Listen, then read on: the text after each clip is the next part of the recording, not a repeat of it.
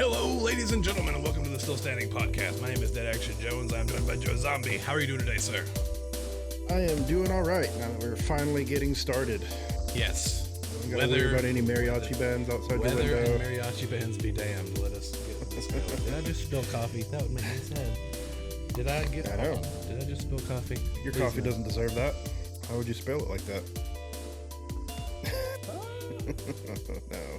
No, I didn't. It got to the rim. Good. I'm glad that coffee is a viscous material.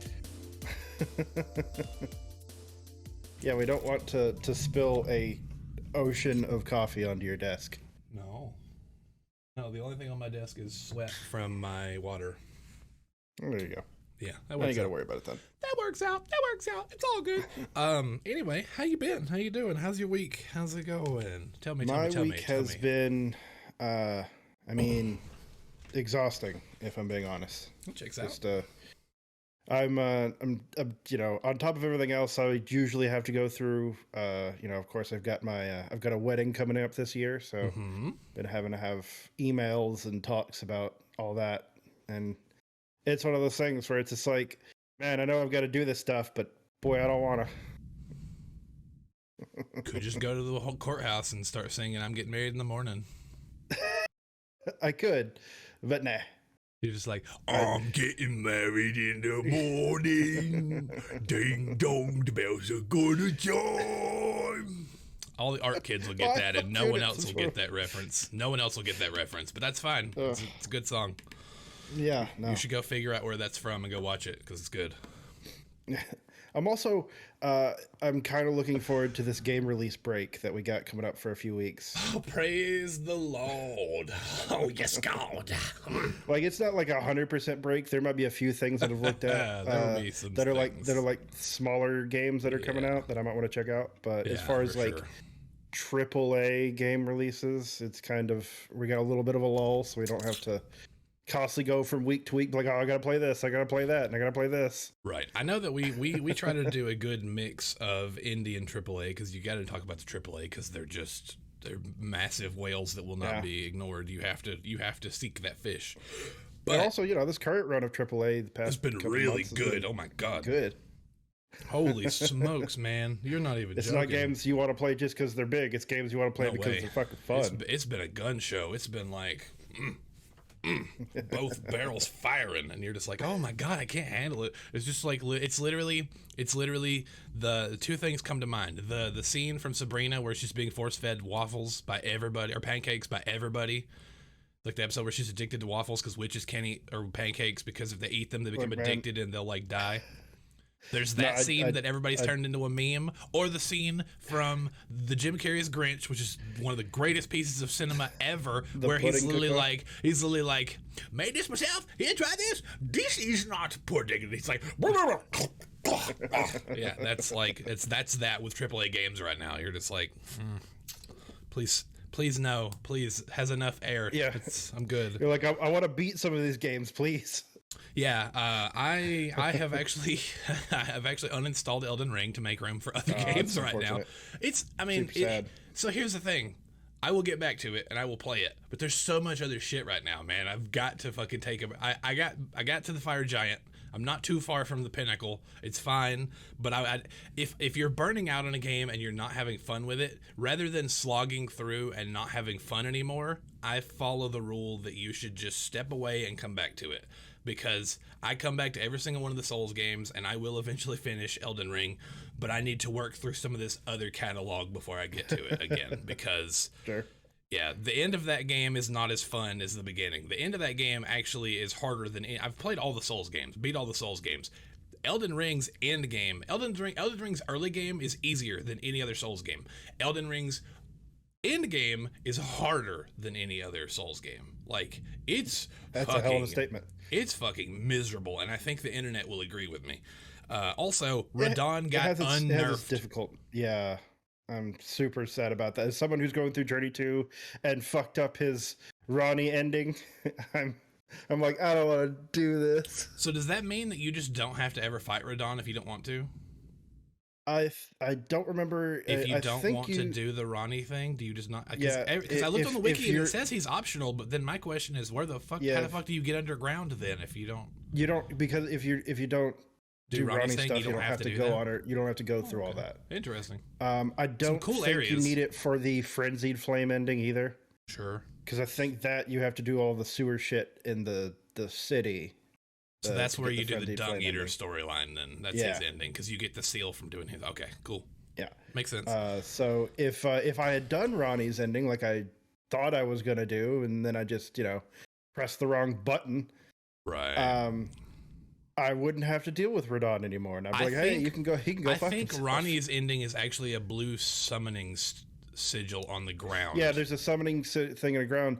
I didn't know that. I was just like, okay, maybe. How the fuck would you know that? Like maybe if I just hit this thing, I'll just I'll be able to pick an ending or like choose to do something or not do something. But no, it just sends you to the cutscene and you get the one ending. You're like, fuck me. Right. Yeah. I didn't know I was supposed to explore before I chose my ending. I have been playing so much Weird West. So there's 5 characters you play through in that game, and I'm on the 4th character. And I kind of want to just beat through that game and just knock through it and then be done with it, because it is so good. It's like a good book. I just want to read the whole thing, get my ending, because there's so many different options that can happen in that game that you could play through it again and have different things unfold in the world and make different choices and stuff. Like choices down to like something as small as, say, not going and finding a bandit leader and bringing him to justice can have. I've seen, because I didn't do that in the first character story. There was a certain character that was an optional thing. I didn't go seek him out, and because I didn't bring him to justice, he showed up in the second story and fucked me over. So, like, there's little things like that can happen in all these things. It's like, wow, that's really cool, but also like, grr. So then in the 3rd character, I went and hunted him down, and it was like, you finally brought him to justice. So, like, they have so many different things that can do this. Like, you can kill every main character in the game and somehow still get to the end. Like, it's the game that's finally accomplished that, where it's like, somebody's gonna fucking show up and tell you what to do. Which is cool, because for me, I tried playing it for a couple hours and is not hitting for me like whatsoever. Right. I get it. Like I also come across an area that was way too high level for me. I didn't know that. I was trying to go to like this secret stash thing that someone had told me about. Yeah. And I hit this fucking thing, and these people are like, I don't know, probably like 6 levels above me, or however they gauge that. And then I almost died. I had to waste all my healing items and most of my ammo.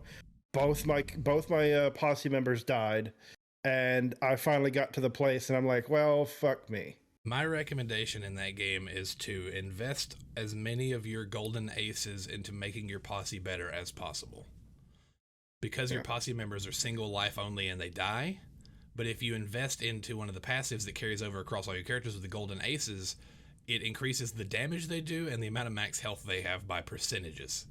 So I'd only found 2 at that point, and I invested 1 in the posse thing, but then your next upgrade you need like 15 points or whatever. Right. So I didn't have that, and they're all dead now. So now I don't even need it. Right. And I'm like, hey, this game is boys, is not fun. So other than that, I got to dig up the grave and get my couple weapons. I'm like, awesome. I don't have any ammo to use them, but fine.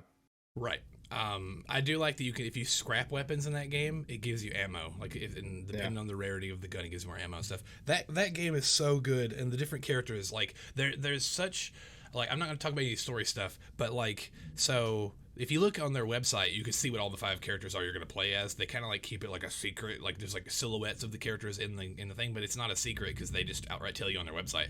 It's a bounty hunter, a pig man, a Native American from the Fire Nation. It is, I think it's really called the Fire Nation because I was like, okay, whatever. It's based off some legend of actual Native Americans. Sure. Then there's a werewolf. It's a cowboy as a werewolf, and then you play as something called like the Onerist or Onerist or something. It's like the cultist is like the 5th one you play. Sure. And so playing as the Native American, he gets an ability to summon tornadoes and to summon a spirit bear, and tornadoes also naturally occur sometimes in certain areas in on the map. But if you summon a tornado and then kick a poison barrel into that tornado, it becomes a poison cyclone and starts poisoning everybody it sucks into it, which is super cool. Or if you have a bow and you walk up to a poison barrel with your bow out, you will dip the arrow in poison and then shoot somebody and it's poison. Or if you walk up to a torch and you do that, then it'll do that. And man, it's super cool. Another super cool thing is it sounds like it's starting to rain a little bit. That's fine. It's not. There's nothing crazy going on outside. But if you hear the rain, that's what's happening. So hopefully we don't get another corrupted recording. Yeah, if we do, we'll just fucking do it again. But it doesn't sound like anything crazy, so I'm not worried. And I checked the weather before we started recording, so it seems fine. Knock on wood. That new Star Wars game came out, and I know it got delayed, but it is damn worth the wait. That game is incredible, and now I can't stop playing it, and I can't get back to Weird West. Yeah, I was playing it a little bit, but oh my god, it's so good. Even that game can't save me from Elden Ring, because I get it. I played Star Wars for like an hour and a half, and then I was just like, man, I want to go back to playing Elden Ring, so I played that some more. But yeah, I was having a lot of fun. I got to basically where we kind of got to when we did our hands-on video where I did the pod racing, and then I'm going toward the Duel of the Fates mission. Right. So I'm almost done with episode 1. Thank God. So because in our hands-on, we did the Darth Maul fight and we did the pod racing thing. Both of those are super fun. The Anakin fight in space is also super fun. Like that whole thing is the space battle is super fun because you like are dismantling a droid control ship, like the Trade Federation controller ship. You're dismantling that piece by piece with your little Naboo starfighter, and you go inside of it and start flying around doing stuff. It's very fun, very fun. And even the Jar Jar, the set piece, the massive scale of the Gungan fight, they made that moment cool because you're in the bubble, you're in the dome, and you're having to do stuff and shoot stuff out of the bubble, and the amount of battle droid Lego figs that are on the screen marching towards you is crazy impressive. It is like, this looks so cool. Like there's just the carriers are open and droids are just pouring out of it. Like it looks. Oh my God, I'm glad I have the hardware to run this. Yes, it is. To make this look good. Yeah, it looks very, very cool.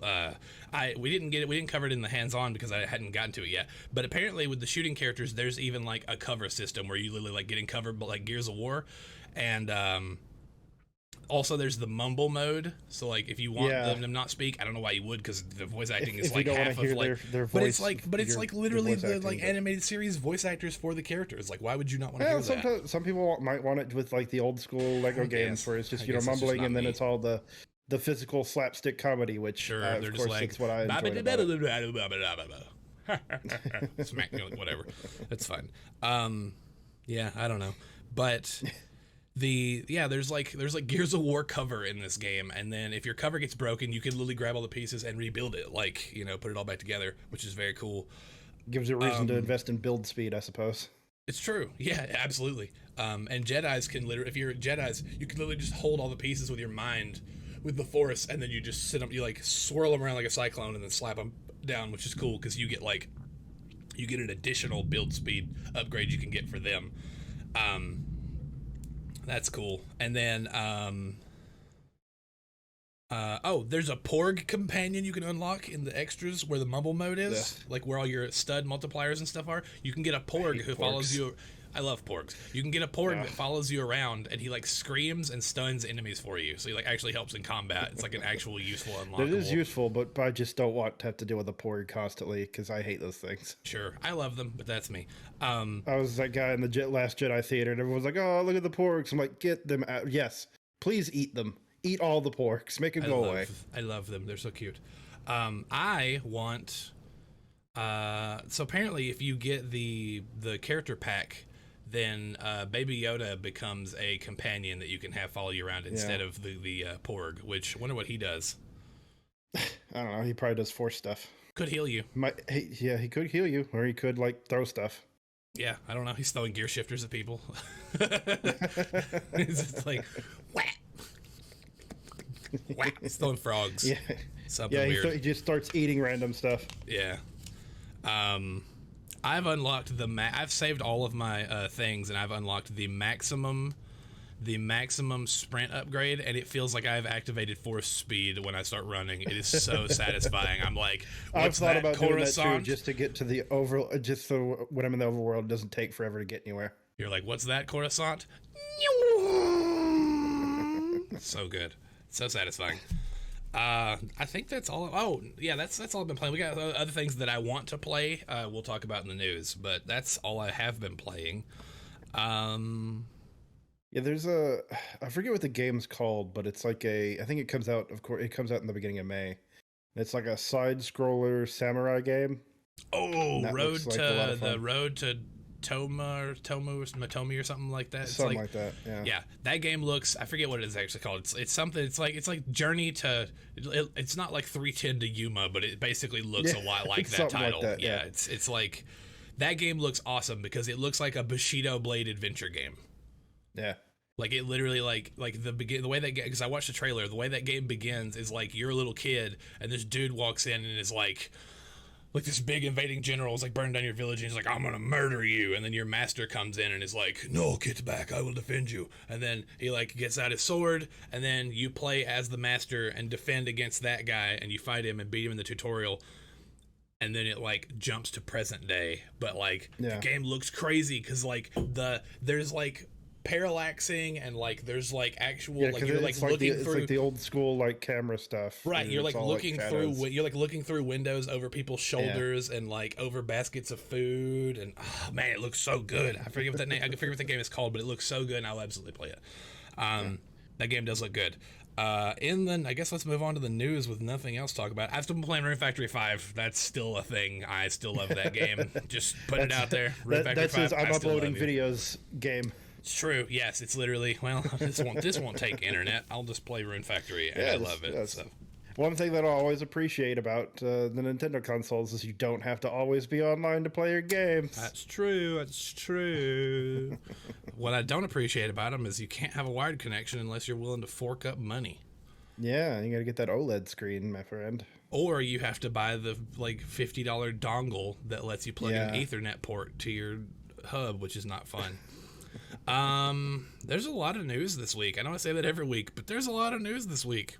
Yeah, as it turns out, it seems a lot happens in this particular section of the world. It's true. Lately. Unreal Engine 5 is officially released. Which I'm super excited for. Me too, can't wait for games to start coming out that are using it because it looks real good. The amount of the way that they're talking about the scaling in that new engine working sounds incredible. Where it's basically like, we already know that like games offload assets from memory when you're behind you, so that they're not like loaded up and you turn as they like load in as they're coming into the periphery. But like the scale that this is talking about makes it sound like you could run crazy stuff on the Switch, which is nuts. Yeah. Because the Switch needs all the help it can get. It also needs to just have a more powerful one released, if we're being honest. Yeah. But they announced a new Tomb Raider game set after that trilogy where they've said, yeah, we know we told 3 origin stories for Laura, and we've decided that... she was becoming the Tomb Raider for a long time. Yeah, they literally... In that first one, she becomes the Tomb Raider. Every friend she's ever had gets brutally murdered, and then she gets her pistols from the final confrontation, and she holds up the iconic pistols like this, and then you use them, and then the game ends.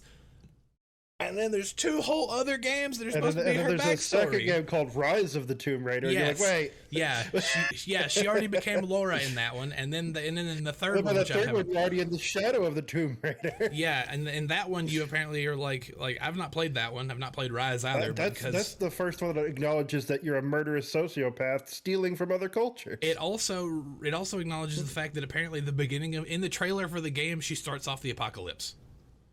Yeah. She literally kicks off the end of the world and then has to save it, which is like, all right, cool. But apparently everyone's like, hey, if you stop invading our country and try to take our stuff, maybe this wouldn't happen. Right. So Crystal Dynamics is doing a new Tomb Raider set after those games because they think we've had enough intro and it's time to get to the main course. Thank you. Appreciate it. I'm ready to get to the main course. The first game was only called Tomb Raider. Yeah. It's like, no. We're going to call this Tomb Raider, but for real this time. Yeah, it's oops, all Tomb Raider. Okay, get it right. So let's see. This is very exciting to me personally. A new Monkey Island with Guybrush's voice actor coming back, and Ron Gilbert himself is involved, and he's working on it for 2 years. I remember you sent me a message where you're like, we summoned this because we literally talked about it like the night before. Yes, we literally took a couple of our friends to do one. There's a Monkey Island Easter egg in Sea of Thieves. And we took a couple friends to go do that, and then the day after we did that, this announcement happened. So it was like, we made this happen. Yeah, you're all welcome. Yeah. But that's very exciting. Apparently, it is not set after. It is set after LeChuck's Revenge is not set after the third one. So this is going to be set here because because the third one, it's going to be like it's like a bringing it back to like the official people were involved, because that one apparently they weren't involved because they had like left the studio, and so they made another one anyway. And so they're coming back and going, we're continuing our story. That doesn't matter. That was 30 years ago. Whatever. That didn't happen. It's fine. Basically. Alternate universes and all that. Basically. So let's see. There's a lot of Blizzard news a lot of Blizzard news in the cycle again. Activision Blizzard walkout happened after the vaccine mandate was removed. Yeah, I saw that, where they apparently sent out the email like trying to explain themselves and how basically it was a great idea for them to be able to, like, everyone should be able to like interact in person, and it's not so we can easily monitor you so you can't keep organizing. What bugs are invading you this time?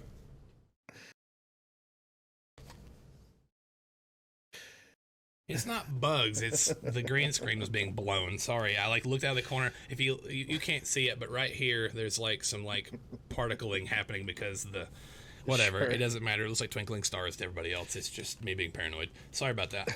They literally said that due to local mandate, that like everybody was like, oh yeah, the local rules are like lifting all the mandates. It doesn't matter. Like, we're just trying to get on board with what the local laws are saying. And they were like, that's dumb. We're going home. And they all walked outside. You're a private business. You don't have to worry about the local mandate. Yeah, that's dumb.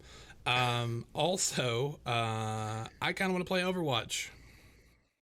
Oh, because of the remix thing? I was kind of mad because the anniversary this year is no new skins. No new skins, everybody. Hey, everybody, no new skins. They're not. Yeah. There's no new skins. It's just recolors of it's just recolors of like 6 skins that already exist in the game. Then I honestly don't care. Okay, but here's the reason that I do care. Sure. While they're doing that, because here's the thing, they are some cool recolors. It's like Reinhardt's like blood heart skin is like white, and it's like a holy version of it. Like Zenyatta's Cthulhu skin has like a holy version of it now. He's like, holy Cthulhu, looks crazy. It looks like a lot of purified versions of evil skins. It's like evil Oni Genji gets like a white version of that, and then it's the remix. It's not evil. It's good. Yeah, it's not evil. And then the Witch Mercy gets a good witch version where it's like white and blue. So there's that. But all of the weekly challenges are bringbacks from those that people might have missed before. So I already have the it's going way back. Like the cat, the Bastet skin for Anna is one of the weeks where you get the cat skin for her. The Nuka Cola or whatever it was, the Future Cola, whatever that Divas Cola sponsorship skin is one of the weeks. Sure. And the other one is it doesn't matter, I forgot, but whatever. It's another one that I don't have, and I was like, oh, that's neat. So that's cool. They're doing those thinking about going back and just getting dumping yourself back into the toxic sludge that is Overwatch. Well, I like the game, but having I do too. I just don't like a lot of the other people that play it. That's true. That's why I go into a party and don't ever acknowledge them, and I just try to play the objective. Which is a thing you can do. It's as it turns out, you don't all have to be snipers. Yeah, you'll have a better time if you just try to play the objective. It'll be fine. But I do kind of want to play that. We have enough Ashes and Widowmakers and Hanzos on our team. Thank you very much. Yeah, Ash is really good. Widowmaker on console still doesn't make sense. They really need to rework her. She's a gorgeous woman, but a terrible character. You just need to get good. That's what it is. No. When your ultimate is literally just Hanzo's thing where he shoots it and marks a spot and it tags everybody, you need to get a new ult. It's fun. I mean, it's useful on occasion. Okay, but also her grappling hook doesn't work very well. You can actually move around faster with Sombra's teleport than you can with her thing. I did a whole YouTube video on this about the case of Sombra versus Widowmaker. Is literally a video that I did. It was a video thing I did on my like personal channel forever ago. Years ago at this point. that was when Sombra was new. I literally was like, what the hell is this? And I compared all the numbers. Those numbers probably don't even right anymore due to balancing things, but it is what it is. But I stand by it. I love Widowmaker as a character. Her backstory is super awesome. She's basically like inverse Mr. Freeze. Like, she has a really low body temperature and is the woman of the relationship trying to do things to help her husband, who may or may not have been dead at this point in the story. I don't know, but I don't remember. But Overwatch is weird, y'all, but it's a very fun game. She murdered him. It's possible. I don't remember. But off of that weird train, just throw this out here because I don't care, but I'm just gonna put it out there for people who do care. Witcher Season 3 has begun production of the show. I still need to finish Season 2, so we'll see how that goes, and then I'll decide whether or not I'm excited for Season 3. Mm-hmm. Because I've been busy doing a lot of other things because Witcher isn't something I can watch off to the side. I can't, right? Yeah, because I want to like watch it, so it makes it more difficult. I understand. It's hard for me to maybe it's just undiagnosed ADD, but maybe it's hard for me to just like sit and watch something for an extended period of time and not do anything else. Right. No, I get you. I can't do that. I can't stand to do. That's why I don't watch. That's why every time I'm like, there's a movie or like Witcher, I'm like, yeah, Witcher. I watched like the first 3 episodes and I was like, I'm bored. It's not Letterkenny. Letterkenny makes me laugh constantly. I'll watch that. Sure. That's fine. Scream and Halo are having an Among Us collaboration. I did not see dates on this, but there's going to be a Master Chief little weird Bean Man, Bean Man. Bean Man is Fall Guys, but it's going to be the little pantsuit, no arm guy. The little Among Us astronaut looking people. whatever they're called, the emojis or whatever. There's for me, one of those. That's fine. I'm guessing it's just costumes. Yeah, it is. Scream could actually have like a kind of a mode type thing, but sure. But I mean, I guess Among Us technically is the premise of Scream, where one of you is the killer, but you don't know who. It's true. I mean, it makes sense. It makes sense. I just don't think Among Us is fun. It's fun if you have like a group of people that like you're all in a party and stuff like that. That's what makes it fun. But if you just go and play with randos, I mean, it's not that. I rest my case, Your Honor. I don't have a group of 8 people to just sit down and play Among Us. Yeah. Nor do I think I would want to, because there's a mode in Fortnite that's the same thing and it's free. And you get Fortnite XP towards the battle pass for Fortnite. So let's play that. Thanks. I would play Among Us if I had people that would all wanted to play it. Because I feel like you're prepping the community for something that we may not be ready for. Yeah. I feel like the drums and the doldrums are going to begin, and I'm just going to be drug in with chains. We are gathered here today to play Among Us. He said if we had people that he would play, and we are gathered here verily. And I'm just like, I'm sure if we had the people to play it, we'd play a lot of things, but we don't. No, make me, no. No, please stop, come back. Please, I don't want to. You're going to make me play it? No. Like, you will play it. Go do your job. Do your tasks. Found out. You're like, okay, so I wrote this down. This is not news, but it was news to me. Apparently, in The Force Unleashed 2, there was a secret Guybrush 3-killer skin you could unlock. Yeah. Had no idea. He looks like a claymation nightmare. Well, you know, I only played through it the one time because, you know, you play through it, you find out it's 4.5 hours. You're like, yeah, you play through it, you find out the first game is so good. The second game has cool mechanics, but then you're done with it before you realized all the mechanics exist. You play a single boss fight for half the game, and then you're like, oh, is that all there is? Yeah, that game was cool, but made me mad. There were cool things in that game. Speaking of which, that Lego Star Wars game has a lot of that stuff in it. Like the thing where you can like hold a dude in the air with force powers and your gauge never runs out. So you can just like I literally picked up a battle droid and just held him over Darth Maul. It's just like, would you frame back? And then I hit him in the face with his own battle droid. It was great. It was lovely. Love it. It was so good. Let's see. E3 is probably dead. Can we just take a moment to talk about that? I guess E3 is probably dead. To be honest, E3 has been dead before. If you remember, there were 2 years where they're like, "Yeah, we're not doing E3 anymore," and they did what was it, E for All, and then they brought E3 back, and they were like, "Oh, E3 is great. I love E3." And now E3 is canceled again, and everyone's like, "Oh, E3 is dead. It's never coming back." I'll believe it when I see it. Okay. Just because it's canceled this year didn't mean shit to me. So my thing is the Summer Game Fest and the Summer Game Mess. Jeff Grubb represent. Anyway, all those people are doing so many things instead of E3, and then the Game Awards is eating E3's lunch because everybody joins up to watch the awards and they see the reveals.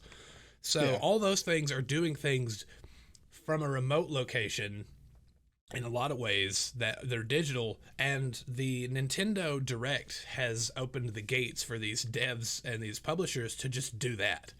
Devolver does their own E3 show, right? They just do a stream. Yeah. It's like they're mocking E3 thing. What is it? THQ Nordic already has like its own event planned for August, I think. They're already like, hey, we're going to do a thing. We reveal a bunch of new games. And people can complain about E3 in person, and it's one of those things like, and I get that.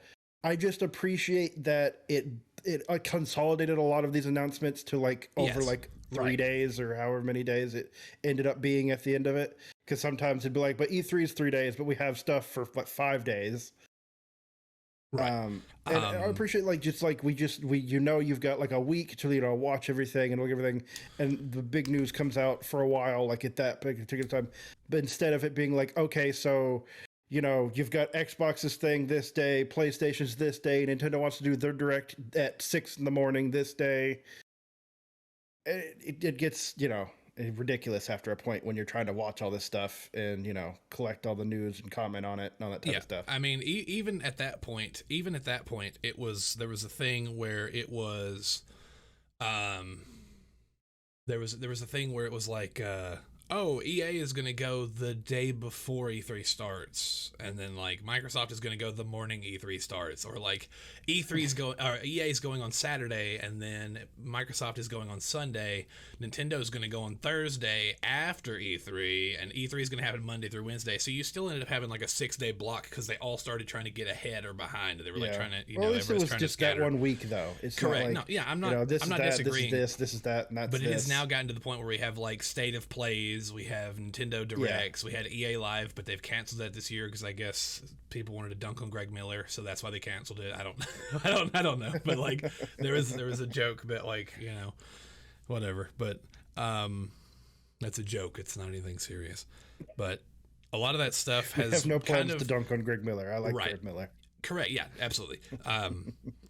But there's all these different shows now, all these different things that are scattered throughout the year that they can then put on their own schedule, where they can be like, we're going to do this because we want to at this time. This works more for our release schedule. And so they do these different things.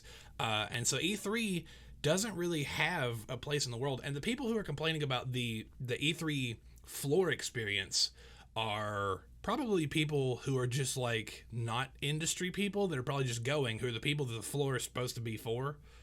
Yeah. Is people who are supposed to go, which is the crazy thing about E3 is that E3 was supposed to be industry only people for this whole time. You had to have, you had a media badge, but yet there were tons of people who weren't media in there that just basically had a badge. I'm media, and they would go in there just to see stuff, and they would take their money because they wanted their money. And theoretically, if E3 had still been a thing, we could have possibly gone as media to the E3 event. Well, yeah, but we are actual, so that makes sense. That we could have done that. That makes sense. We're doing things with it. We are actually covering the industry. But like, what I'm saying is like you could basically just be like, no, I have a YouTube channel. See, if you have a media badge, then if you go through the channels, that's fine. But then at the end of E3, they started selling like just floor access badges. Right. But also the thing that people don't think about is that all the stuff on the floor is like. That's just like window dressing. The actual show happens behind closed doors in meetings. You make appointments. They show you games that are not being announced. You look at hands-on demos. You get all these things. You do all this stuff. And that's where it actually happens. Like, it's not on the floor. Most of the people who go to an E3, they'd be like, you would see it better on your TV screen or computer screen or whatever than you would ever actually going to the thing. Yeah. If you like the smell of armpit and free plastic, then go to E3. Otherwise, I'd rather just go to like a big convention, which a lot of those. Well, I mean, or go to like PAX, because PAX is actually designed for like floor people. It's designed for everybody to be on the floor. Like PAX is a floor. Like, those type of conventions are better for that sort of thing than E3 is. But they're designed for floor first interaction instead of it all being behind the scenes. But I don't believe that E3's canceled. I'm not going to be that guy that starts shouting that from the rooftops. No, I don't either. But I don't think that it's. Here's the thing. I don't think that it's dead. But I do think that was. I think it's becoming obsolete. Yes, I think that it doesn't have a place in this world and is trying to find its identity. And that's why a couple years ago, when they did the general audience event, we saw where they were talking about how they were like, oh, we're going to let everybody in. And then you started seeing all these weird things where they were sending out newsletters to investors saying, like, we've got activations like every 30 feet while you're waiting in line. We're activating you to buy Coke or buy Starfield or buy like Among Us or buy these action figures or whatever. Like, we have activations. And they wanted to do all that stuff because they wanted to like activate people and brainwash and merchandise it. They basically wanted to do like the every 15 feet you see a piece of magic like Disney World, but it was a piece of magic means give me your fucking money. Like, well, it also doesn't help that they've had some controversies the past couple years. Where, like speaking of Greg Miller, where they banned him, or they doxed a bunch of people that were attending the event. They doxed every member of media that was in the event. Yeah, it was crazy. It was a terrible thing. Maybe don't do that. Yeah. So that certainly doesn't help their case. Because it's like, at this point, everyone's like, oh, E3's canceled. Oh, I mean, that's I want to say that's unfortunate, but it's not. There's just I don't know what its identity is at this point, other than like a huge advertisement activation mill where you go hang out with your buddies for a couple days that are from across country, and you all do content creation. So you all go meet there, have dinner, share a couple drinks, share your stories, hug, and then take a picture, and then go home. It's basically TwitchCon now. Like it's just like a gathering of the juggalos for content creators and video game likers. Like it's not. You just spray Faygo on each other in the hotel room. Whatever, it's yeesh. I could argue that's a lot of conventions and gatherings. It is, but when you're E3, you're supposed to be the big thing where everybody announces everything, and you don't have that anymore. Then what are you? You've become the thing that everything else is. You're not different anymore. You have no identity. So that's my issue with it. I think that I think the Game Awards, you're right, has kind of like taken a lot of their thunder because everyone's just like, oh, it's the end of the year, right before holiday season, or like in the middle of holiday season, let's drop all our cool trailers. Mm-hmm. Yeah, that definitely does a lot to spike up the old revenue and the values of companies right before that quarter ends. Yeah. Speaking of quarter ending, okay, so I'm going to say this one thing because I want it to be mentioned, but I don't have anything to say about it other than the person who made I think it was the Destiny cookbook is also making this. There's a Halo cookbook, an official Halo cookbook is out. I think they did like a Street Fighter cookbook too. Yeah, it was Street Fighter and Destiny were the two they made, so that's cool.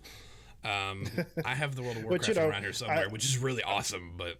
I don't even know what things I would make out of those. I feel like some of the names would be like, I don't know, I want to make hive sandwiches. Yeah, do I want to make Burskort Norse? Like, no, I don't. That sounds like you read it in reverse. I hate that. You want your Vex milk latte? No, I don't. No, I really if don't. It's anything like the stuff at Disney, I do. Maybe. There's a lot of Ubisoft news. I'm going to kind of pop off some of this because... We've got Rainbow Six Mobile has been announced. Why? It's Rainbow Six Siege, but on a phone. Because, here's why. Call of Duty Mobile blows up in Asian markets. PUBG Mobile blows up. PUBG Mobile is bigger than PUBG. PUBG doesn't get the crossover events. PUBG Mobile gets all of them. So that Resident Evil mode that sounded really cool is not in actual PUBG. It was only in PUBG Mobile. Well, for me, it's just like the controls on phones are they're garbage. For FPS. They're garbage. But in those markets, people play those that way, and those people spend money, and they're not aiming it at us. It's not for us. We play on the console. It's fine.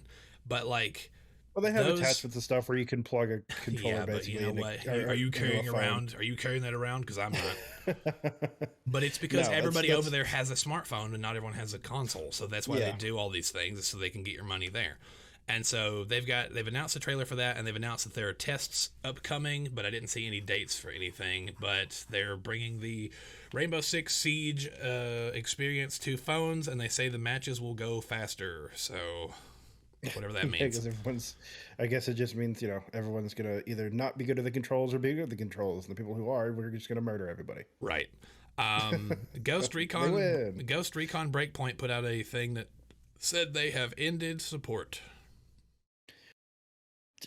That's a game I have not thought of since the day it was released. It is a very fun game to play in co-op. It is basically Metal Gear Solid 5 like controls with class gameplay. Like you get different classes and stuff. Like it's super fun, but it's way more fun in single in co-op. I played was it Wildlands was before Breakpoint, which was basically all the same engine. Breakpoint's super fun, and I have like the big edition with all the DLC. I just haven't played any of it or even beat the base game. I played like a couple missions played a couple missions with you, played a couple missions with my brother, never played with both of you at the same time, and was like, this is more fun in co-op. And then I just stopped playing because you guys weren't playing, and I was like, that's fine. Yeah, well, for me, it's just like I could go play that, or I could go play the Division 2, which I enjoy so much more. I like the controls for Breakpoint better than the Division. I like the Division still getting stuff. Speaking of which, that was part of the stuff that we were going to talk about. So let me finish this cap this point off. Ghost Recon Breakpoint is ending with the Operation Motherland mode is a new, I guess, a mode they added in. It didn't say, it said it was a mode. It clearly in the thing said mode. I don't know what that means, but mode. And then there was a new DLC announced or released for the Division 2 that involves a very large military force invading a ragtag. Stop me if you've heard this before. Another one of those. The big invading force is trying to get past the rebel group that's defending their territory. Yeah, that sounds awfully familiar. So that's unfortunate. Ubisoft has announced a PvPvE hero shooter battle royale in a cartoon art style. Have you heard any of those buzzwords before? Did you just get activated? Are you now going to go like walk into like Dairy Queen and order a chili cheese fry or something because of the code that I just input? Like, what's about to happen here? Apparently they're just going to download Fortnight or any other battle royale. Yeah, like Fortnite is now a PvPvE. Like it has been for a couple seasons, because even so this season with the large military force attacking the ragtag rebel group, they actually have battlefields they're setting up, and they have like territory in Fortnite where it's like the blue zone is like good guys, the red zone is taken over by the bad guys, so you have to worry about fighting bad guys like NPCs in that zone as well as other players. So that's weird that they're announcing this thing and saying they're working on that when they already have a battle royale that they have not supported in over a year, and those servers are shutting down on April 28th for Hyperscape. They already had a cartoon art style battle royale. But that one wasn't working, so they're going to try again. We're running it again. Yeah, we'll do it live. I guess we can just if at first you don't succeed, spend more money on a new thing. Correct. Then from there, I guess we'll go into Fortnite. Fortnite's no build mode is permanent and is very good. The no build mode is a welcome thing to that game. I think it is so fun to just run around, and if I go to shoot at you, I shoot you. Yeah, I don't have to worry about you going. They announced like yesterday or maybe today that I guess for a crossover with Ubisoft, they're getting. I think Eivor is coming to Fortnite. So it is going to be Ezio and female Eivor are the two Assassin's Creed skins. That was the next bullet point here. Yes, those are going to be crossovers as well, which is cool. I kind of wish they that some of the. I wonder if they'll have like special emotes or something for those guys. Like you can blend into a crowd or something like that. I don't know. Because it's like those skins are. A lot of the skins they come out with that are like special, like movie characters or whatever. I'm like, it's fine, but I would rather use one of the skins that they've come up with more than like to play as like Neo. Right. Like I get that, and I do like a lot of their unique skins, and that's why I am burnt out on guest characters being the main thing in the battle pass. Like, I love Doctor Strange. I've not watched any of the Doctor Strange Marvel movies. I just like the character. I don't watch the movie, and I have no interest in the Multiverse of Madness. And I don't know who Prowler is, but Prowler looks cool. He looks like purple. He looks like purple Spider-Man, Deadpool. He's an ultimate Spider-Man villain. Well, he looks like purple Deadpool, and so I want him because he looks like purple Deadpool, but I don't know who the hell he is. So, but he's your Miles Morales stuff. He's your guest character that's coming in later in the season to be unlocked, and tier 100 is Doctor Strange this season. That was actually the first character I caught because I saw him like on the loading screen or whatever. I'm like, is that fucking Prowler? And then I looked at the character slates and I'm like, oh, it is Prowler. I will say, so last season they always do like a thing you can upgrade and unlock styles for. So the one season they had the cartoon fish that you could change all these different colors for the cartoon fish and different skin stuff. That was very cool. And then they did last season they did this girl who has masks, and you unlock different mask styles for her. But if you don't use female skins, that was kind of pointless, and it was just a mechanic that you never would use. So I didn't even unlock it. But this season, you can basically build your own lightsaber because they have like a plasma blade pickaxe that you can choose the bottom. You can choose to make it double-sided, one-sided. You can put axes, daggers, swords, scimitars, all these different things. You can change the sound effect that it makes. You can change. You can make it dual wield. There's an emote that allows you to swap from dual wield to single wield. You can like put it together and make it into one. You can make it into an axe, you can make it into a sword, a rapier, make it look pretty much like a lightsaber. It's a legally distinct lightsaber.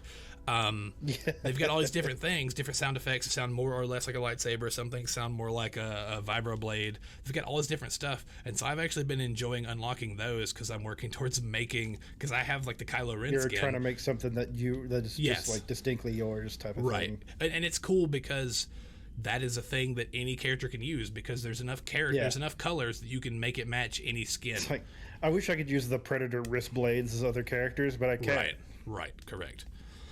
So that's been very fun. Let's see, was there anything else? Yes, okay, so talking about the invading force and the resistance, I really hope that the world does something and makes Russia stop because apparently they're like raping 12-year-olds and letting them go and saying they're creating time bombs, which is like terrible. That's fucked. It's really, really fucked up that they're like doing that and saying, oh yeah, she thinks she's safe, but like 10 years from now she's gonna have a nervous breakdown and it's gonna cause a lot of grief. And it's like, what the fuck? Why are we letting them do this? Like there's like mass graves and they're like putting mines down in towns and shit now. Like it's not good. It's terrible. It's fucking awful, and something should be fucking very done. Bad. We're all just standing here going, hey, let's ruin their economy. It's like, okay, yeah, ruining the economy will take the gun out of their fucking hands. Anyway. Fortnite raised a bunch of money. Fortnite and Xbox have raised $144 million for Ukraine support, which is wonderful. That's good job. They literally took like every dollar they made basically for like 2 weeks and at the beginning of the season because their season started with a large invading force and a small resistance, and they were like, this is not a good look. Let's give them all of the money. We'll be fine. And so they did. And Xbox said, we'll give you our share of our third of it so that you can make more. And so they did. And I did not see Sony or Nintendo jump in and go, we and my axe. I didn't see that. They were like, fuck you, my money. Yeah, I didn't see that, but I understand, but also like maybe everybody should have come to the table and just said, all right, Fortnite, you get a pass. Here's the money. Yeah, it's fine. We're not going to take our blood money. You can have it this time. Yeah. Speaking of another weird, this is the weirdest Fortnite news. Coke has a pixel flavored soda that is only available in Fortnite in a weird custom world that they designed that is not officially licensed by Fortnite. Yeah, it's like a weird metaverse world thing. They made one of those like custom creatable islands to show off their soda in Fortnite, but it's not real yet. You can't buy it in there. You can just look at it, but Fortnite did not officially approve of it. It's just a thing they made, and it's in there. Why would I care about a soda I can't drink? Why do I care? I don't know, man. I don't know.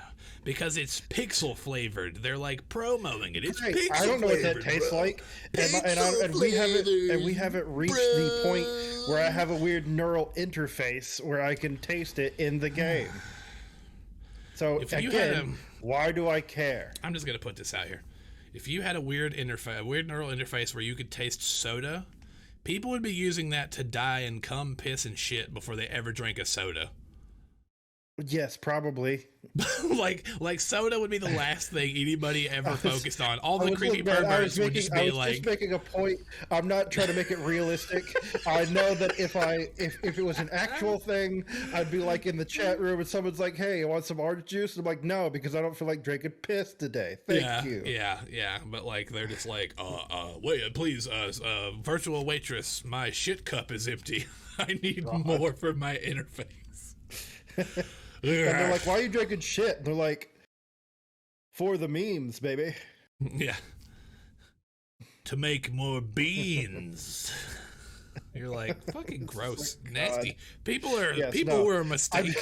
I'm just trying to talk about like what would possibly make sense as to why you would have a digital soda before I let the reality of the world ruin everything. Yeah, I mean, I'm just saying perverts are gonna do it before anybody else. So it doesn't do with perverts. It's just people who think it would be just fucking funny. No, the secret perverts who can't get their hands on shit readily and realize they can eat shit virtually are going to hit that button until they die. They create their own. They can make their own snacks. Yeah, but there's like creepy. If we're gonna really get into this, there's like creepy people who like literally like order food poop from people who are like, give them a specific order. They're like, eat 3 cantaloupes and a bowl of ravioli and mail it to me, and then you're like, so gross.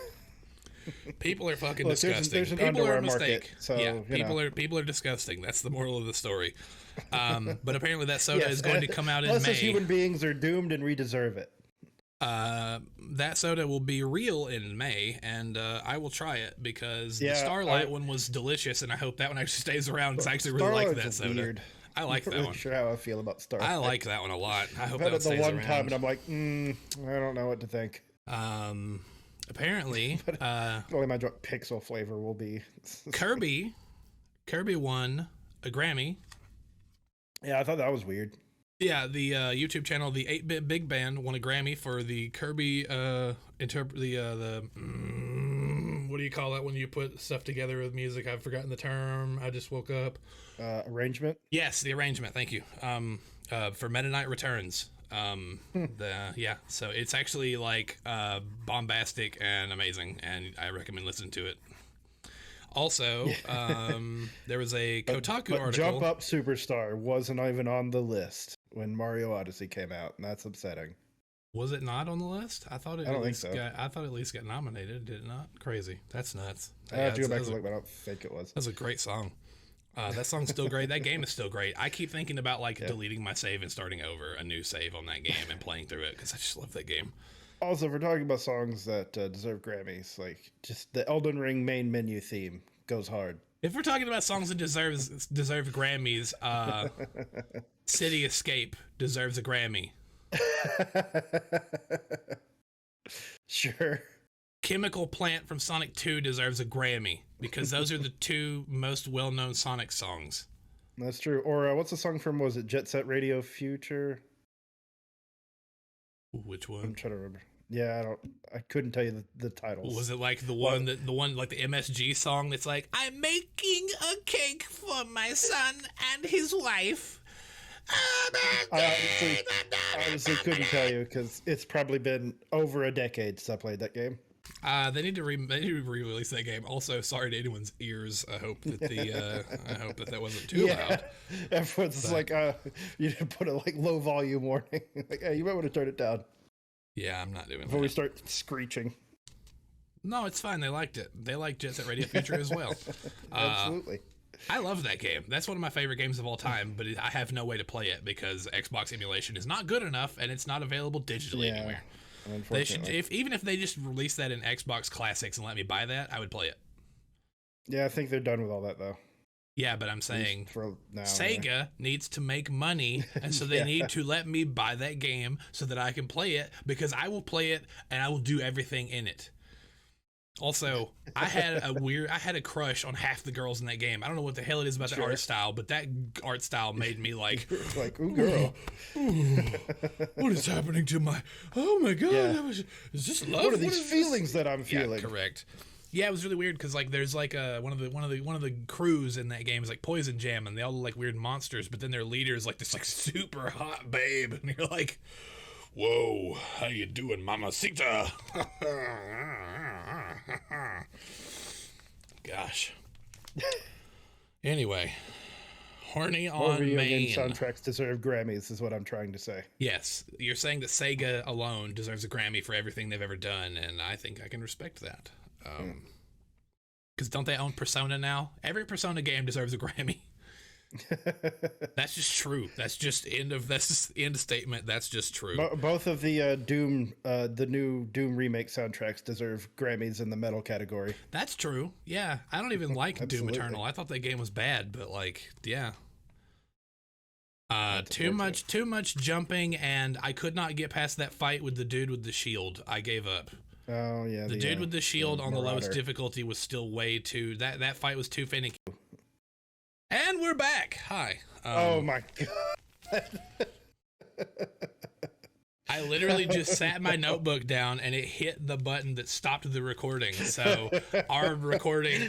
You made fun of Doom Eternal. It's just like Bethesda's like, all right, fine. Yeah, apparently. Well, I'm glad I noticed that when I did. I was like, that's not good. That literally just happened. So, well, it's not, because we missed like 3 seconds of the conversation. It was like, I think we caught all of it, but. I just, even on the lowest difficulty, that fight was so finicky with that dude that it was like, if you're not within this distance of him, he summons a wolf, or he throws a thing, or he charges at you, or he puts up a shield, and like you had to be right at the certain distance where he would put down his shield so you could attack him. And after like 30 minutes of that fight, I was just like, this isn't fun, and I just uninstalled the game. Like, I literally just sat there at that fight, and people said, oh, yeah, no, there's eventually fights where you're fighting like 3 of those at once. And I was like, I can't beat one. There's no fucking way in hell I'm fighting. Fights where you're fighting a bunch of those guys plus other demons. No way. That sounds not fun. That's too much. Like, Doom is supposed to be a mindless, like, let me do stuff, let me do glory kills, let me have fun. Like, 2016 is great because it's that entirely. And then, like, that game got way too forcing you to play their way instead of just playing to have fun. And like instead of doing tools not rules, it was rules with tools. It was the exact opposite of like freeform fun, and it was like, you have to follow our rhythm or we're gonna punish you to where you literally can't succeed. And I was like, that's not fun anymore, bye. It does slow down significantly when those guys show up. And so I think they're going to see that, and probably when the next Doom comes out, probably go, no, let's not do that again, because people did not like that as much, because everybody sung the praises and gave like Game of the Year to Doom 2016, and then Doom Eternal came out and people were like, yeah, it's Doom, and it starts out as more Doom, and then it eventually just gets too goddamn complicated. It's like you're doing parkour puzzles and stuff. That's one of my favorite games of 2020. Right. It's a beautiful game, and it has a reference to Markiplier, which is cool, and the ship hub is neat, but like, the multiplayer was not fun. And also the Animal Crossing Doom crossover song that if you haven't listened to, you absolutely should, came out, and that song's amazing. Was that in the game? No, it was. I'll look it up. It was a band actually like did crossover. Yeah, because they came out the same day, and you're like over there like, oh, this is amazing. And I'm like, Animal Crossing, so good, love it. I'm getting some oranges over here. You can do whatever you want with the Doom. Yeah, I'm gonna go get mauled by tarantulas. I want to go play Animal Crossing right now. Actually, what a wonderful game. So good. This podcast in Animal Crossing. Don't tempt me. I will do that. Just capture the game. I know, but what I was going to say is I'll capture my game, have me as my character in the game, and then have your camera shrunk down on a chair. It will literally be like Space Ghost, where one is sitting in there and the other person is just piped in on a screen in the corner. I would absolutely do that. Yeah, that's a really dumb idea. Maybe we do that for a prank one week. We just do that. Like, I set up the whole thing. Literally put like a star backdrop behind me and everything. Sure. For the memes, for the memes. Yeah, it's good stuff. No one will get that joke it'll only play in the video version. We do the whole thing just for the video version. The audio, nothing changes. No one knows anything. We don't acknowledge it in the whole episode. We just do the whole episode as if nothing happened. That's amazing. What a great idea. The last piece of news I have is unfortunate, but I think I've heard they're turning it around, which is good, but apparently the State of Decay studio, Undead Labs, as they were turning from an indie studio to a Xbox studio, first party, there was some rumors of sexism, bullying, and burnout, according to a Kotaku article.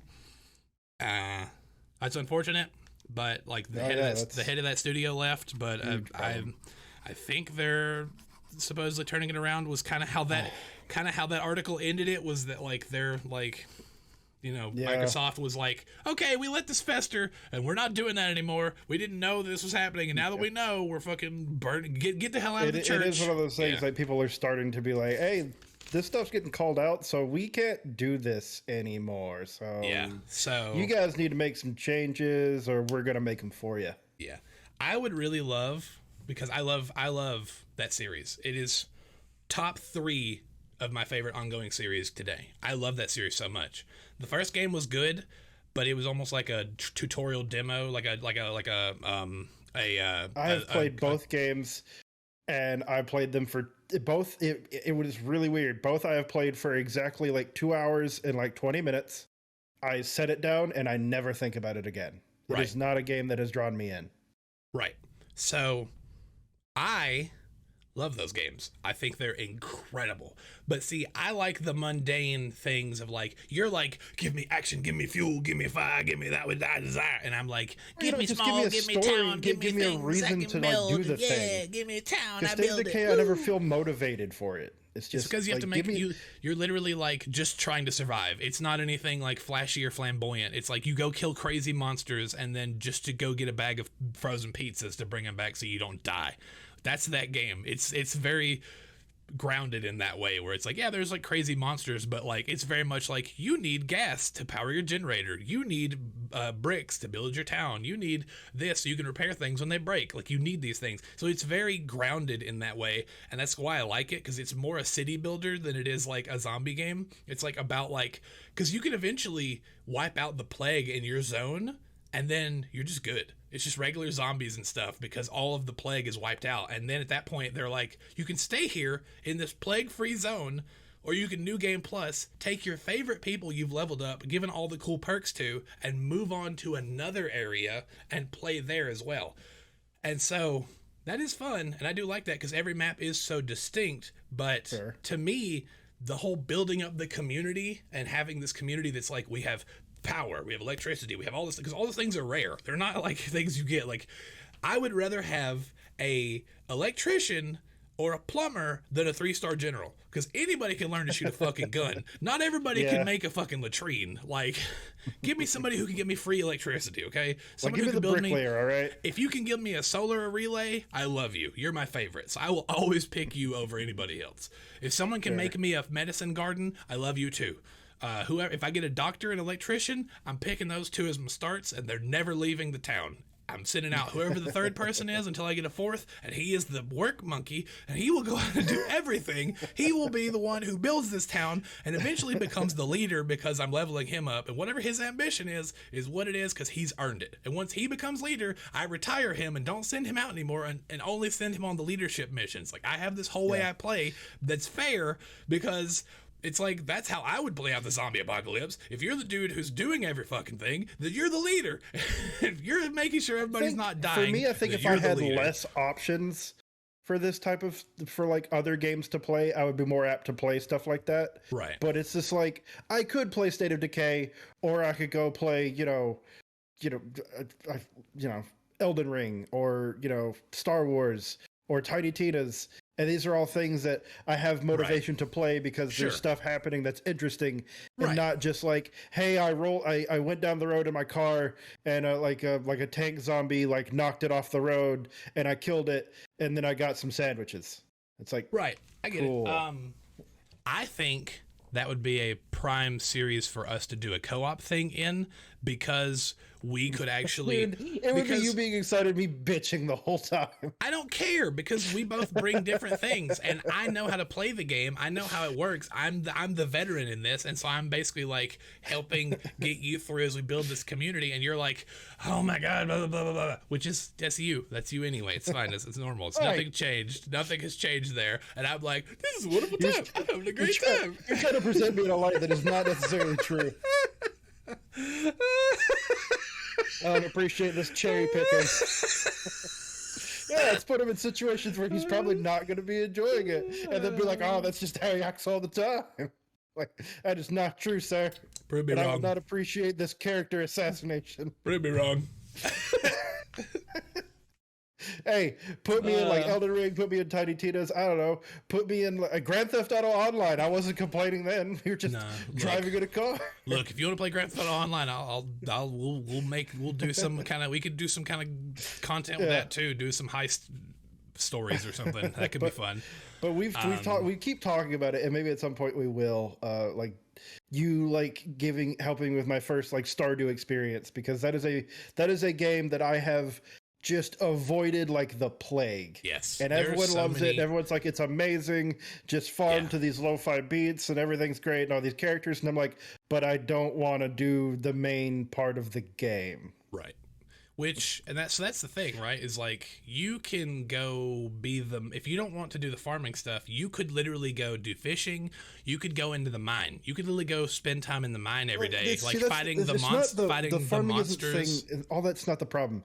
It's what I'm building toward. It's like, cool, I did all this stuff so I could get a stable. Yay. Yeah, but you're building towards getting upgrades to make it easier to do that, to make it easier to where you get more free time. Like you're building up towards being able to do more instead of just like having to choose your time more. Like, well, I can either go to here or here. And so in co-op, excuse me, I've got the hiccups.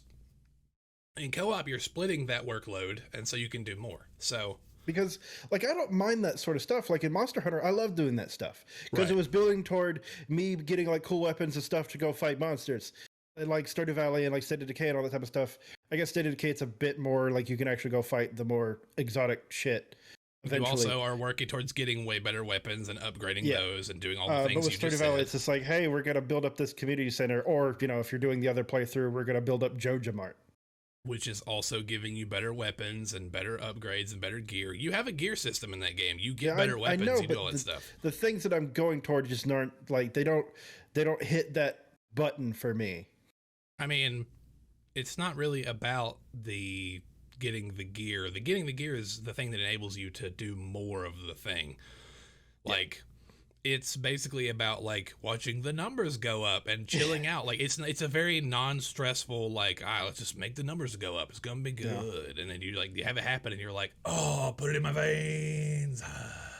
Yeah, but for me it's like if I want to do that sort of stuff, I'd rather go like play like Final Fantasy 14 or something and watch those numbers go up. I mean, that's fun too. Like that's also a good time.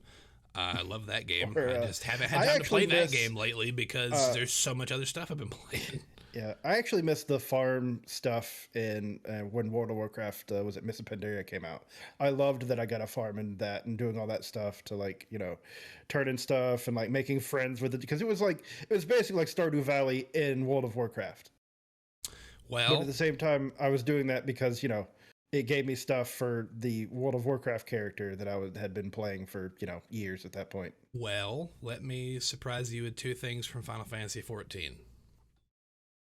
One, if you have a house, you can have a garden in your yard. If you have an apartment, which anybody can have once you get to enough military rank, you can grow certain crops in your apartment in vases and pots and stuff. So you can do that stuff, and then you can sell that on the auction house, or you can give it to your chocobo. Like you can grow things to feed your chocobo to change their colors or raise their stats or like whatever, make them train up, give them XP and stuff like that.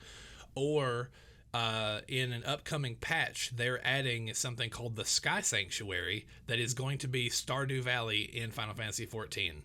There's literally going to be a place out in the middle of the sky where you run a farm, and it's literally Stardew Valley, and it sounds amazing. It sounds more like Rune Factory 5 because it's in the sky. I love it. If it's on the back of a dragon, then it will be Rune Factory 5. Yeah, well, so like Rune Factory 5, you start out with like a plot on the ground outside your place, and then you start getting all these elemental dragons, and then you start building your monster barns on the dragons. Yeah. I have 4 dragons so far, and I want to go to this one spot for a story beat, but if I go there, there's also a romantic or a social event for a character that'll appear when I go there, and I don't want to start a social event with a character I'm not interested in romancing.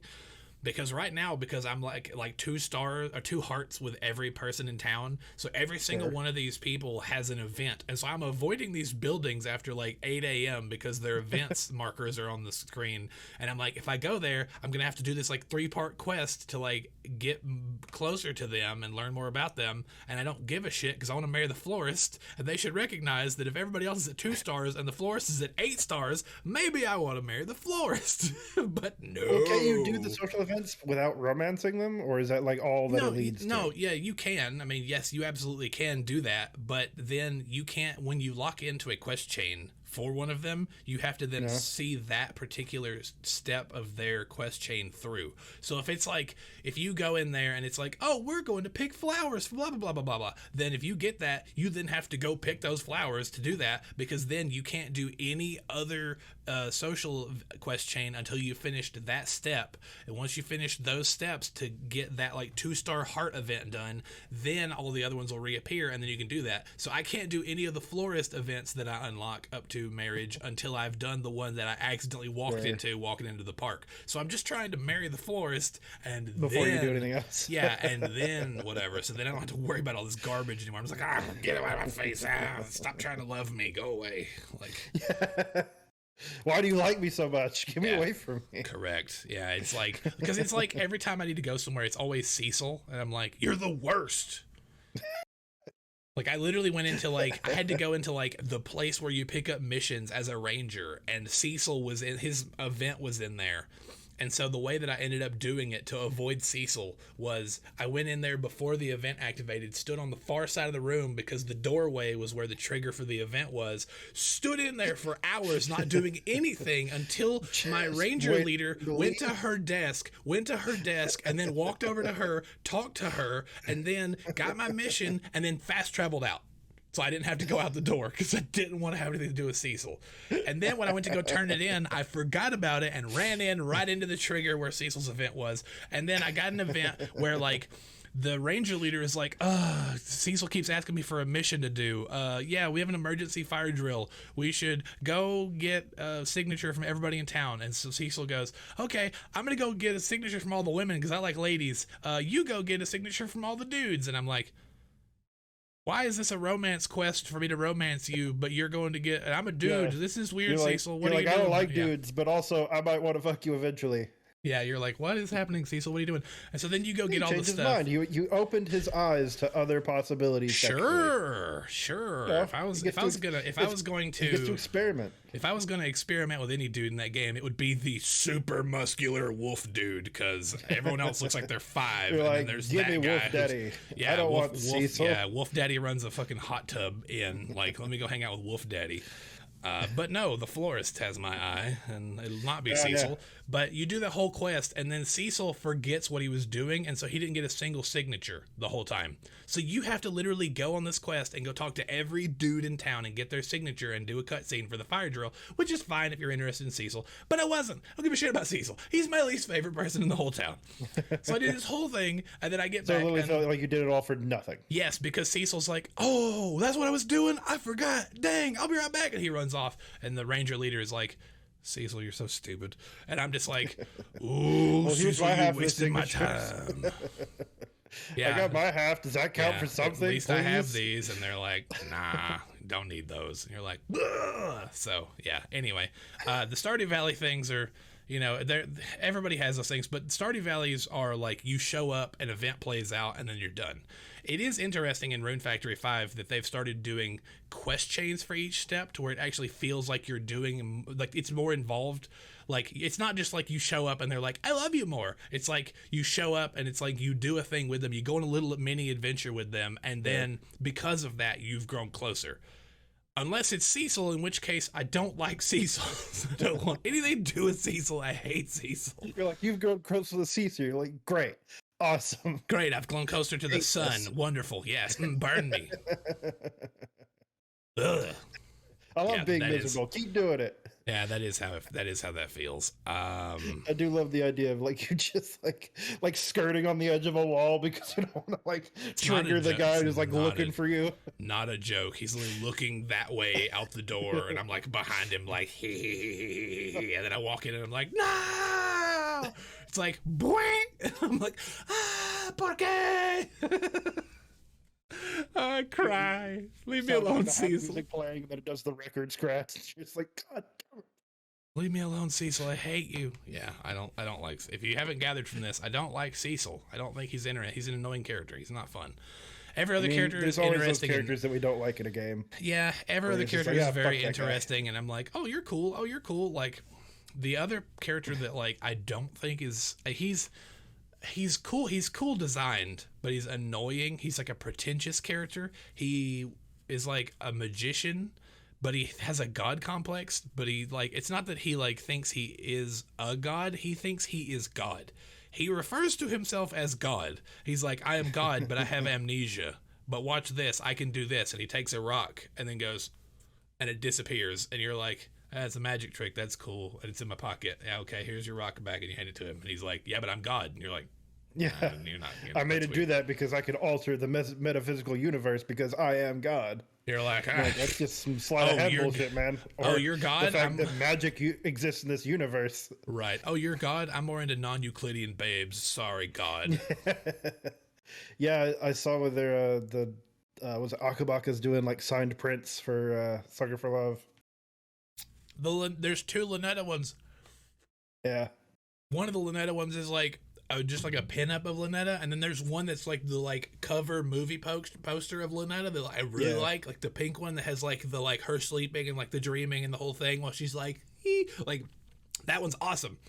And then they have like Esther, like Esther's if you like Esther's good. She's like I would never be interested in Esther. No. Like the cat lady's hot, and she's like coming out of like a black hole that's also a planet, and it looks really cool. Right. It's like really like almost like a Marvel poster. You're like, wow, that's really well done. Like Esther is a cool character. She's very awesome. I love doing the speeches like the Yatil. Like that was very fun to do because the rhythm is very cool. But yes, and her like as a character just makes me scream. She's an interesting character. I don't find her. She would not be one that I'd be like, yeah, girl, let me. Like she's cute, but like, I wouldn't be like, yeah, girl, let me. I'm sorry, but I do not want you to step on me. Yeah, I'm not. Not interested in it. I'm 6'5". It takes a tall person to step on me. But then like Lynetta is like this like affectionate Cthulhu lady, and you're like, what up, Bips and Baps? How you doing? Completely different situation. But yeah, those posters are super awesome. Like I retweeted those. Also, I don't know if you saw this on Twitter, but Akabaka was talking about hot takes of food that everybody was talking about yesterday, like hot takes that cancel each other out, blah blah whatever.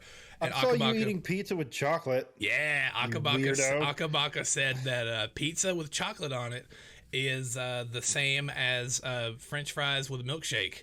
And I was like cooking pizza when I read that. I was like, I gotta try this. So I got some.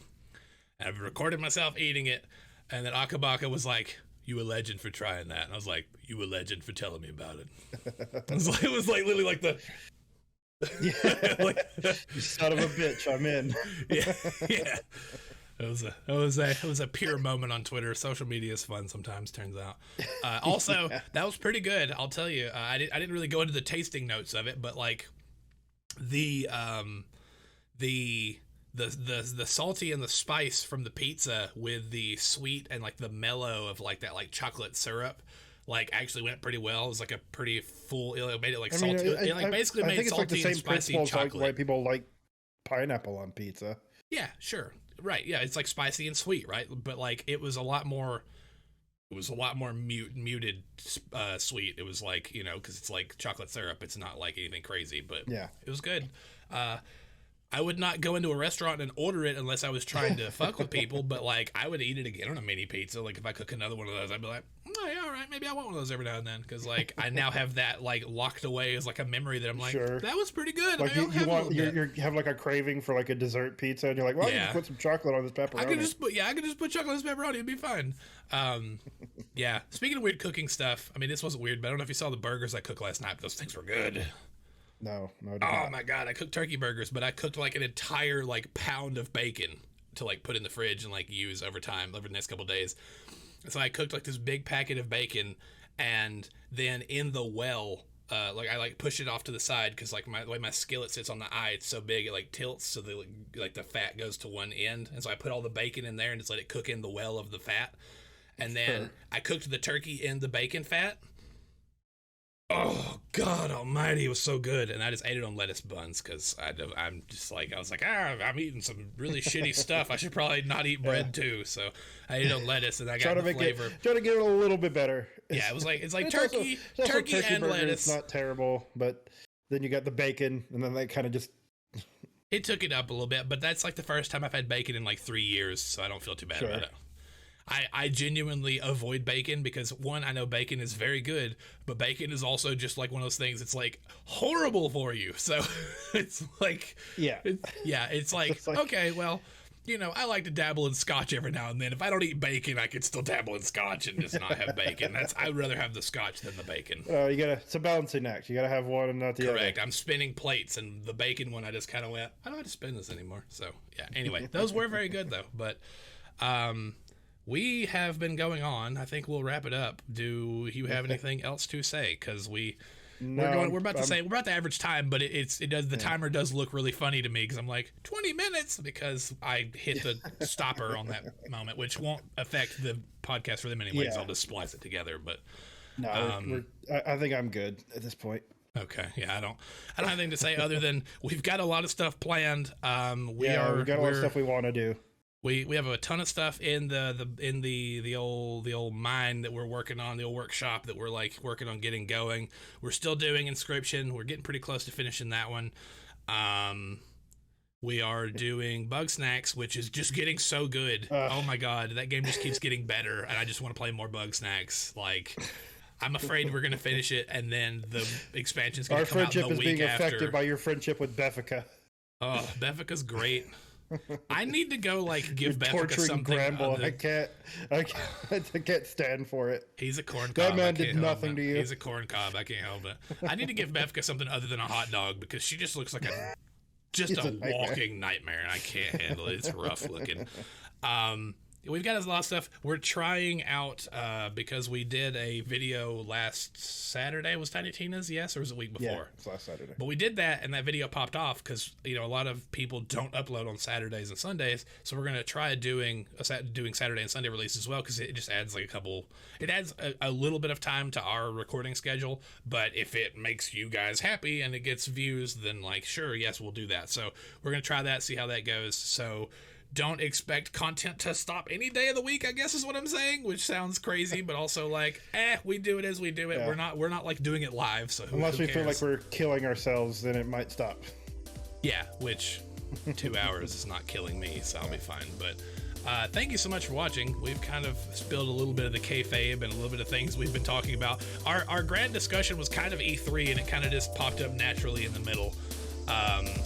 And then we just kind of talked about workshopping stuff here for a little while. But thank you so much for watching. I've been Action Jones.